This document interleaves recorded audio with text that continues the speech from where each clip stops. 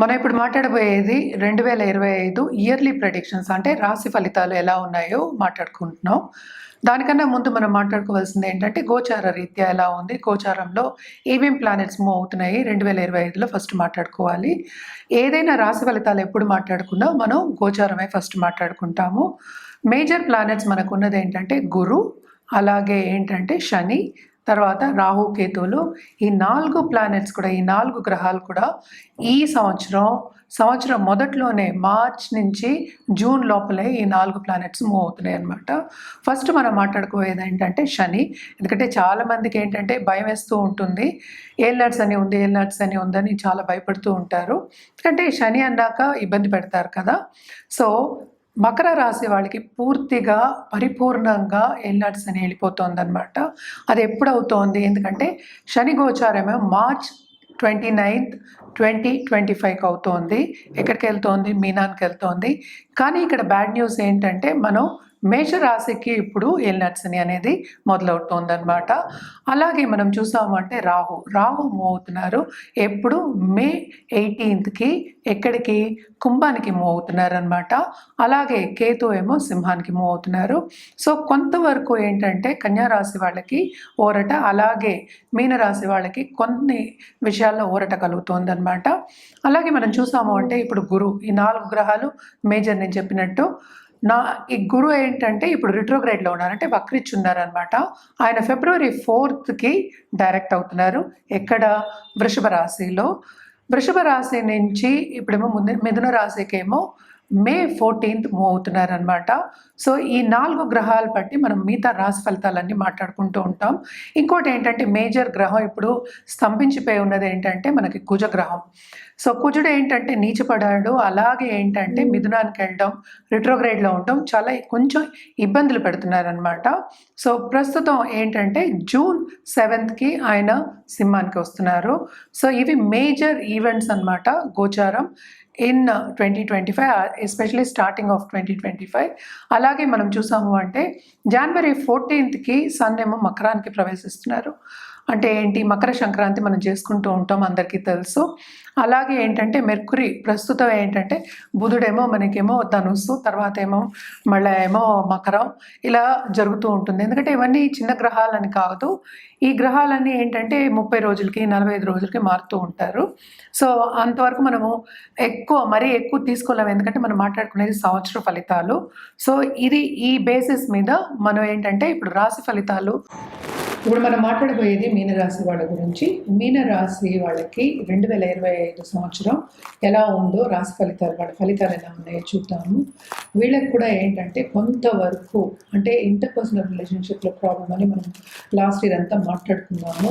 ఎందుకంటే రాహు కూడా ఉన్నాడు, 7th హౌస్లో కేతు ఉన్నాడు. అలాగే మనం చూసాము అంటే ఇప్పుడు రాహు మూవ్ అవుతున్నారు, అలాగే శని వస్తున్నారు ఈ దేనికి? మనకి మీనానికి. సో వీళ్ళకి ఏలినాటి శని ప్రభావం అనేది కొంచెం ఎక్కువ అనిపిస్తుంది. సో తప్పక ఎవరైనా ఏంటంటే హెల్త్ విషయం మీద బాధపడుతూ ఉంటే కనుక, హెల్త్ ముందు ఏంటంటే మోస్ట్ ఇంపార్టెంట్. ఎందుకంటే హెల్త్ ఉంటే అన్నీ ఉంటాయి, హెల్త్ ఇస్ వెల్త్ అని అందుకే అన్నాము. హెల్త్ విషయంలో ఎవరైనా బాధపడుతున్నారు అంటే, నిత్యం బాధపడే వాళ్ళు ఉంటే, పోయిన సంవత్సరం కానీ ప్రీవియస్గా మాస్టర్ ఇయర్స్లో బాధపడే వాళ్ళు ఉంటే అంత ఈజీగా రిలీఫ్ అనేది ఈ సంవత్సరంలో ఉండదు. కొంతవరకు మిశ్రమ ఫలితాలే ఘోషిస్తున్నాయి అన్నమాట. తప్పక ఏంటంటే శని వచ్చేప్పటికి, 12th లార్డ్ వచ్చేప్పటికి ఎక్కడైనా బయట దేశంలో సెటిల్ అయిన వాళ్ళు కానీ, బయట దేశంతో సెటిల్ అవ్వాలి అనుకునే వాళ్ళందరికీ కానీ బాగుంటుంది.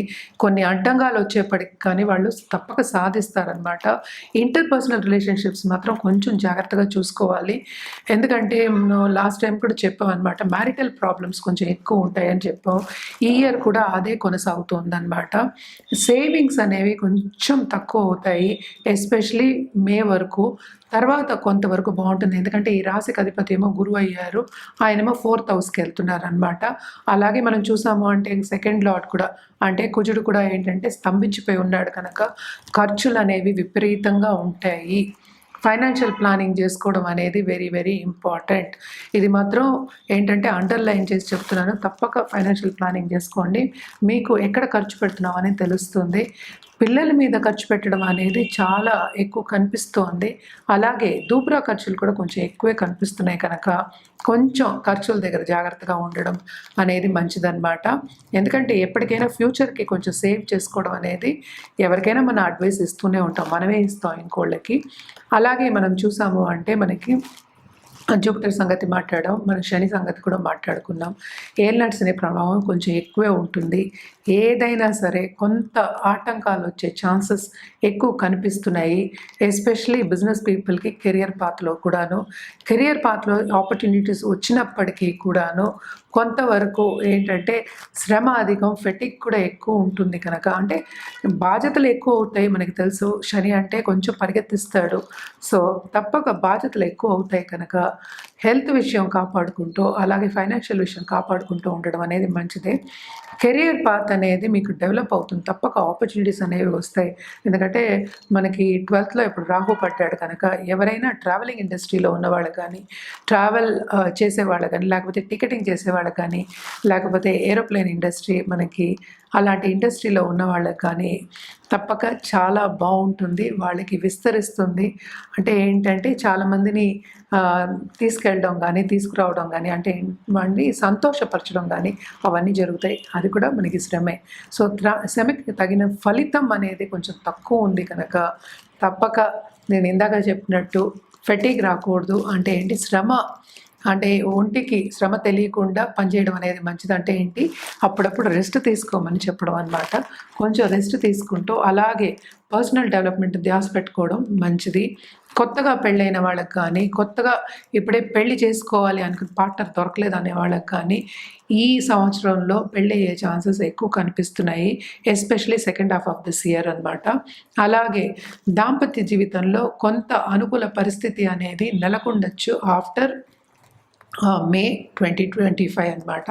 సో, ఇవన్నీ చూసుకుంటూ ఏలినాటి శని ప్రభావం కూడా కొంచెం ఎక్కువ ఉంటుంది కనుక అంతా పాజిటివ్ అని మనం చెప్పలేము 100%. సో, 1కి 2 సార్లు మనం ప్రయత్నిస్తే ఏదైనా అవుతుంది. వీళ్ళకి చిన్న సూచన ఏంటంటే నోటి దుడుసు కొంచెం ఎక్కువ వద్దు. ఈగో క్లాషెస్ అనేవి కొంచెం తగ్గించుకోవాలి. ఎస్పెషల్లీ ఇవన్నీ మనం చెప్పేది first half of this year June వరకు. అలాగే మనం చూసాము అంటే మనకి ఇప్పుడు మా సెకండ్ లార్డ్ స్తంభించిపోయి ఉన్నారని చెప్పి 4th and 5th హౌస్‌లోనే ఆయన తిరుగుతూ ఉన్నారు. ఆయన 6th హౌస్ వెళ్ళేప్పటికీ కొంతవరకు నేను ఇందాక నుంచి ఖర్చులు అధికమని చెప్తున్నాను. సో, ఖర్చులు ఎక్కువ అయ్యే ఛాన్సెస్ ఉన్నాయి. అంటే ఎక్కువ లోన్స్ తీసుకునే ఛాన్సెస్ కనిపిస్తున్నాయి అనమాట. ఎస్పెషల్లీ బిజినెస్ పీపుల్‌కి. నేను ఇందాక చెప్పినట్టు ట్రావెలింగ్ ఇండస్ట్రీలో ఉన్న వాళ్ళకి మాత్రం చాలా బాగుంటుంది. అలాగే ఫుడ్ ఇండస్ట్రీ మాత్రం బాగా డెవలప్ అవుతుంది. ఎస్పెషల్లీ ఈ రాశిలో ఉన్న వాళ్ళకి. అండ్ ఆల్సో ఏంటంటే ట్రైనింగ్ ఇండస్ట్రీ కానీ, కన్సల్టింగ్ ఆన్లైన్ కన్సల్టింగ్ చేసే అందరికీ మాత్రం మంచి ఆపర్చునిటీస్ అనేవి వస్తాయి.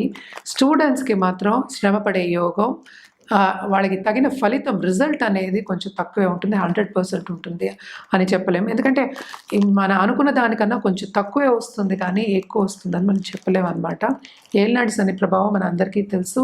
అటు ఫైనాన్షియల్ సిచ్యువేషన్, అటు కొంత ఇంటర్పర్సనల్ రిలేషన్షిప్, అలాగే ఏంటంటే కొంచెం హెల్త్ విషయంలో సెన్సిటివ్ చేసే ఛాన్సెస్ ఉన్నాయి. మన చుట్టుపక్కల ఉన్న పిల్లలకి కానీ, మన పెద్దవాళ్ళకి కానీ, మనతో పాటు ఉన్న వాళ్ళకి కానీ వాళ్ళ హెల్త్ విషయం మీద కూడా కాన్సన్ట్రేట్ చేయాలి. సో, ఎప్పటికైనా ఏంటంటే ఒక డైట్ చేసుకోవడం, ఒక పద్ధతిగా ఉండడం, అలాగే పరిహారాలు చేసుకోవడం అనేది మంచిది.